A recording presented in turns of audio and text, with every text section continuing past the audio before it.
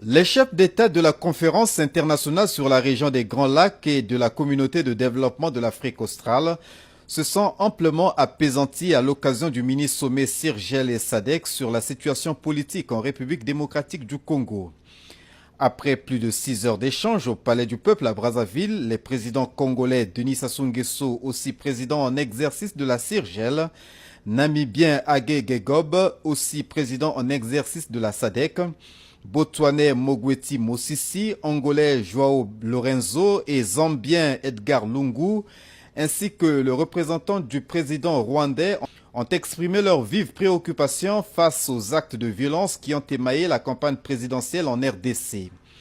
Tout en condamnant ces violences, ils ont encouragé le gouvernement de la RDC à assurer la sécurité de tous les candidats et à garantir la paix et la sécurité.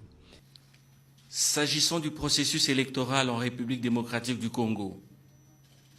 les chefs d'État ont exprimé leurs vives préoccupations face aux actes de violence qui ont émaillé la campagne électorale dans certaines localités du pays et qui sont de nature à compromettre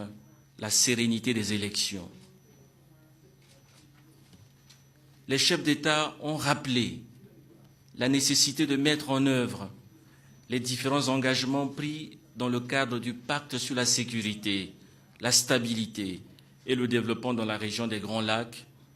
et de l'accord cadre pour la paix, la sécurité et le développement en République démocratique du Congo et dans la région des Grands Lacs. Ont-ils fermement condamné les violences perpétrées dans l'est de la République démocratique du Congo par des groupes armés contre les populations civiles et les forces de la mission d'observation des Nations Unies. Les chefs d'État ont déploré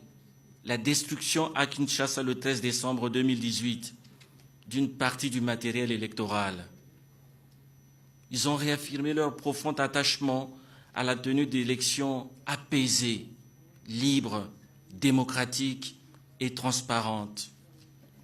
Face à la résurgence de l'épidémie d'Ebola dans la localité de Beni, les chefs d'État de la CIRGL et de la SADC ont exhorté la communauté internationale à venir en aide à la RDC. Les ministres congolais des Affaires étrangères et namibiens sont chargés de se rendre à Kinshasa avant la fin de cette année pour rendre compte au président Joseph Kabila Kabange des délibérations de ce mini-sommet de Brazzaville.